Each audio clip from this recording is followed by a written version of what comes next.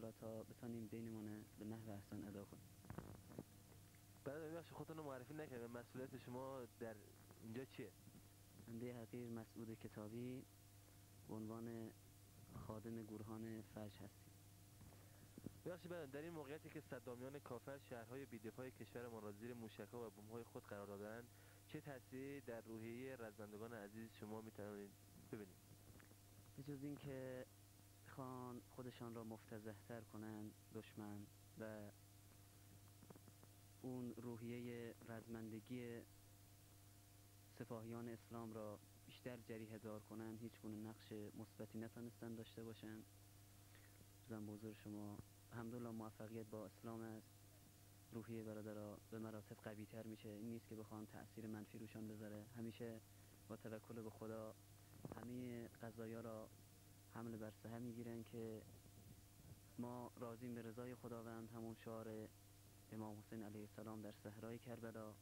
و اینجور مردمی، اینجور رزمندگانی ثابت کردن که همیشه موفق بودن و پیروزن و انشالله که پیروزی های جدیدم برای مردم برمغان بیارن.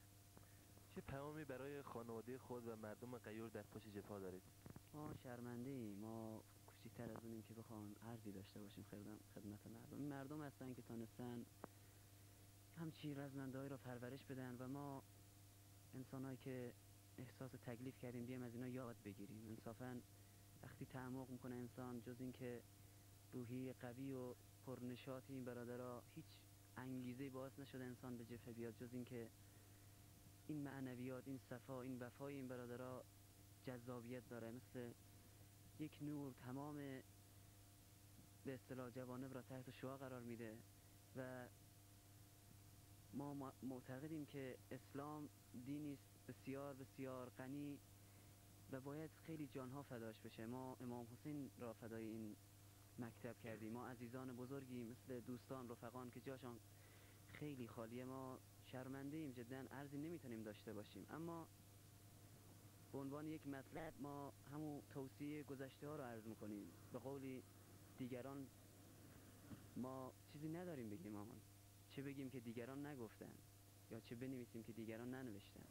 توصیه ما بیشتر به صبر و استقامت، فاستقم کما امرت، همونجور که به پیامبر امر شد و ما هم امت پیامبریم، استقامت کنند، صبور باشند. فقط خواهش من از مردم اینه که بیشتر امام را دعا کنند برای سلامت امام، طول عمر امام و یاران با وفای امام که انشالله بمانند و خدمت به اسلام کنند، خدمت به مردم کنند و این ظلم و فساد را از روی زمین برچینند. انشالله زمینی آماده بشه برای قیام آقا امام زمان علیه السلام که ما لحظه شماری میکنیم که ای آقامان میاد و دلمان شاد میشه، چهره هامان بشاش بشه، چه اشکای چشمان جاری بشه به جمال آقا و دینمان ادا کنیم در مجموع. خیلی ممنون، انشالله که موفق باشی. خدا شما. التماس دعا. رضا جلیلیان نظامی از اسلام آباد که مدت 6 ماه است که در جبهه حق علیه باطل هستم و مکنون در این قسمت ها که ما را آماده کردن و آماده شدیم که انشاءالله بتوانیم ضربه های محکمی بر پیکر رژیم پوسیده بعث بزنیم و انشاءالله که بتوانیم جز سربازان آقا امام زمان قرار بگیریم. و الان در خدمت برادرها هستیم که انشاءالله توانستیم از این برادرها با آن رویاتی که دارن واقعا ما را شرمنده کردن. واقعا ما در این مدتی که در جبهه هستیم از این برادرها واقعا روحیه میگیریم. برادرهایی که میبینیم خجالت میکشیم، با یک کمی سن و سال واقعا ما را شرمنده کردن. یعنی که من خودم یکی به اصطلاح خجالت میکشم که سنم نسبت به برادرایی هستن که خیلی بالاست،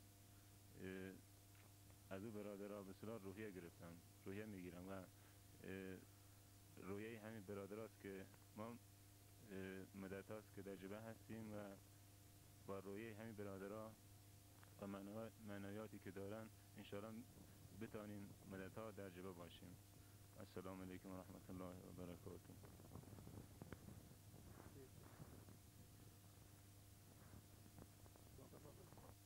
فلک جنب زمین آرام از او یافت، حمد پاک از جان پاک اون پاک را که به وجد آورد مشتی خاک را. جنگ ما که یک جنگ عقیدتی و ایدئولوژی هست، اگر ما به تاریخ نظر داشته باشیم می‌بینیم که در طول تاریخ حق و باطل و ظالم و مظلوم و مدافع و مهاجم بر علیه هم مبارزه کردند و در ستیز بودند. و جنگ ما که حق هستیم بر علیه باطل، نبایستی بگیم که بایستی سکوت کنیم که اختلاف نباشه و درگیری نباشه. ما که مظلوم واقع شدیم میبینیم که به وسیله همه جنایتکاران بر علیه ما بسیج شدن و قیام کردن. ما که مظلوم هستیم و ظالمین بر ما شوریدن و هجوم آوردن، ما نبایستی بگیم بایستی از خودمان دفاع نکنیم، همون به حالت مظلوم بودن بمانیم.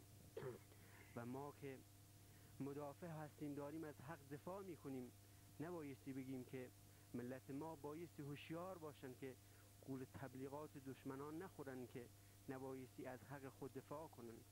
و اگر پیرو حق باشن و از حق دفاع کنن، ان الله یدافع عن الذین آمنوا، و اگر پیرو حق باشن و سست نشن، پیروزن. در کل این که خداوند امتحان است و مبارزه بر علیه طاغوت‌ها و ستمگران و لا گفتن به همه این خدایان دروغین و برای اثبات خدای حقیقی و برای اثبات حق قیام کردن و مبارزه کردن. پس حضرت عیسی که می‌فرماید انسان دو تولد دارد، یکی تولد از مادر، دوم این که تولد از این سختی ها، ما بایستی این سختی هایی که برای ما پیش آوردن، همون شعری که گفتم که همه استکبارها و ستمگران بایستی بدانند، طاغوت‌ها بایستی بدانند که این بسیجی ها که مشتی خاک هستند ولی روح خدا در کالبد آنها دمیده شده، اینها به خاطر خدا قیام کردند و تا نابودی آنها از پای نمی‌نشینند. این بود پیام این جان باقر برارخواسی، اعزامی از هرسین. و السلام علیکم و رحمت الله و برکاته. بسم الله الرحمن الرحیم. بنده پاسدار بسیجی محمد مراد بیژندی، اعزامی از اسلام آباد غرب هستم و حالا در حضور رزمنده های اسلام و به عنوان خادم در خدمت برادران رزمنده هستیم، به عنوان یک خار چشم بسیا و خاک پای رزمنده ها. و السلام علیکم و رحمت الله و برکاته. بسم الله الرحمن الرحیم. بنده مظفر تمدیده، اعزامی از اسلام آباد غرب، زگوهان حمزه سید الشهدا. پیام بیشتری نداریم که پیام ما اینه که به ملت شهید فرار ایران که پیش جبهه ها را محکم نگه دارن و با این بمباران هایی که این بحثی های مزدور و این غارتگرای هیچ که اسمشان هیچه، اینا اهمیت به این چیزا ندن و پشتیبان رزمندگان عزیز خودشان باشن انشاءالله که پیروزی نزدیکه. السلام علیکم و رحمت الله و برکاته.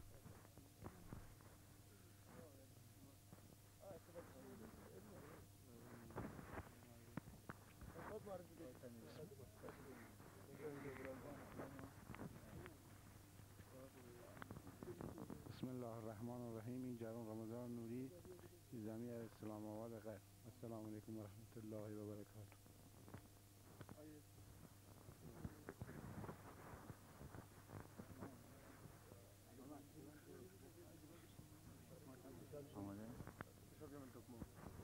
بسم الله الرحمن الرحیم. من مصطفی خدایری، اعزامی از اسلام آباد.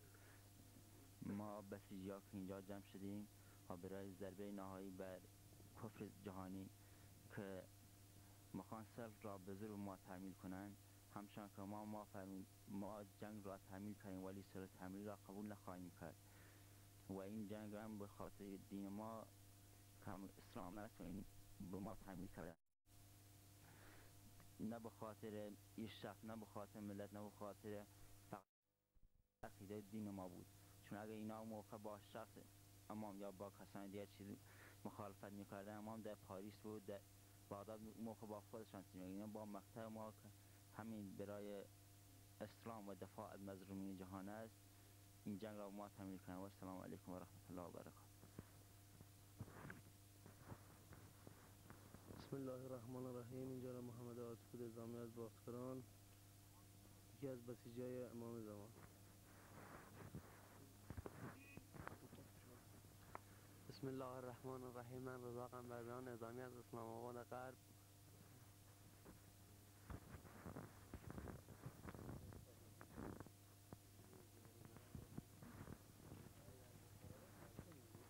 ای بابا بسم الله الرحمن الرحیم. اینجا چی تمام دیگه اگر مقام تمام علی دیگه خوشا بیا. بسم الله الرحمن الرحیم. پیام برای ملت ایران اینه که فشار هر ملتی روی چکیده همون ملته، یعنی چکیده این ملت ایران الان بسیجا هستن که به عنوان یک فرهنگ در سراسر دنیا مطرح میشه که فرهنگ بسیج باز اونم خودش چکیده ای از فرهنگ غنی اسلام بخصوص شیعه هست. یکی از ارکان اسلام مسئله دفاع از نوامیس مردمه که خدا در قرآن مجید بارها اشاره کرده که برای حفظ جان و ناموس مردم و امت مسلمان همون ناحیه، حتی اگر غیر مسلمان هم باشن اما در زیر نظر حکومت اسلامی باشن، اجازه جهاد داده. و یکی از دیگر مسائلی که در جبهه میشه بهش اشاره کرد جای خودسازیه و چه جای بهتر از جبهه که بتانی نمونه های خودسازی، نمونه های ایثار، نمونه های شجاعت رو ببینی.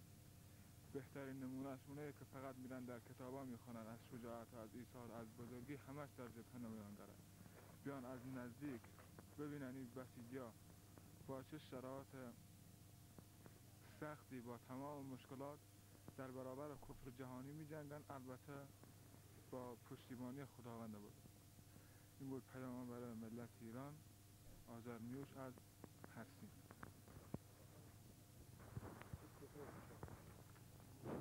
بسم الله الرحمن الرحیم. این جانب شافور محفور اعزامی از کنگاور.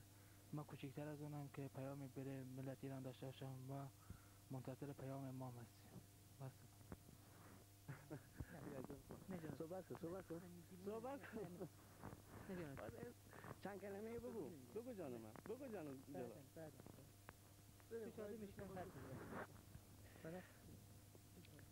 بسم الله الرحمن الرحیم. الحمد لله الذي جعل اعدانا من الحمقاء. امام سجاد علیه السلام میفرماید شکر خدا را که دشمنان ما را از احمقا قرار داده است. البته گفتنیا را برادرها گفتم، فقط من یک مسئله را میخوام اینجا اشاره کنم، اینه که واقعا چه شیطان بزرگ و چه شوروی و چه شیطانک ها واقعا احمقن. چرا که دشمن ما بارهاست که داره جنگ شهرها را تجربه میکنه و در هر بار مردم مسلمان و شیعه ما مقاومتر و برای جنگ مصرتر شدن، ولی باز دشمن فکر میکنه که با جنگ شهرها میتونه که مردم مقاوم ما را به تسلیم وادار کنه، که میبینیم هر بار مشت محکمتر از قبل به وسیله رزمندگان اسلام بر دهان صدام زده میشه و انشاءالله ای بار هم همچون دفعات قبل دشمن را توزش رو به خاک خواهیم مالید انشاءالله. و السلام علیکم و رحمت الله و برکاته. به عباس محمدی اعزامی از اسلام آباد. بسم الله الرحمن الرحیم. رب اشرح لی صدری و یسر لی امری واحلل عقدة من لسانی یفقهوا قولی.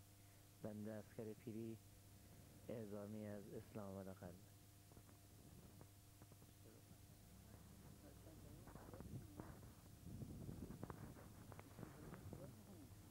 اعوذ بالله من الشیطان الرجیم. بسم الله الرحمن الرحیم. بنده میرزا آقا حجتی اعزامی از حمدان بخش رزم. بسم الله الرحمن الرحیم. والعاقبة للمتقین. جناب یوسف باباخانی اعزامی از اسلام آباد.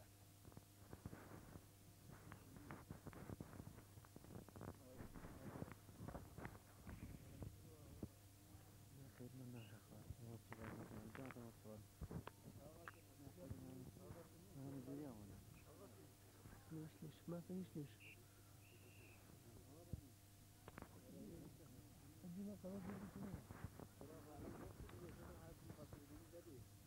بس کنه بیا خب عرض زدم بیا بس کنه نه برادم بس زدم آیا بچه مریم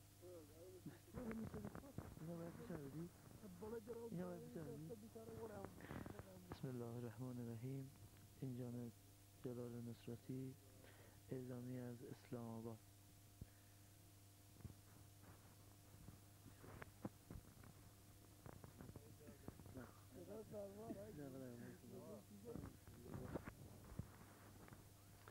بسم الله الرحمن الرحیم این جانب جانبخش جعفری اعزامی از باختران. پیام بنده به تمامی برادران حزب الله این است که انشاءالله جبهه را همیشه گرم نگه دارن و امام را یاور باشن که خدا یاورشان خواهد بود. السلام علیکم و رحمت الله و برکاته. بسم الله الرحمن الرحیم. لا حول ولا قوة الا بالله العلی العظیم. این جانب علی قاسمی اعزامی است شهرستان باختران گردان حمزه سید الشهدا. خیلی خوشحالم که توفیق پیدا کردم که در کنار برادران عزیز رزمنده باشم و ما با توجه به وظیفه شرعی و قانونی که داریم به خاطر دفاع از اسلام و مسلمین به جبهه آمدیم و در کنار این برادران رزمنده تا پیروزی نهایی جنگ را ادامه خواهیم داد. السلام علیکم و رحمت الله و برکاته.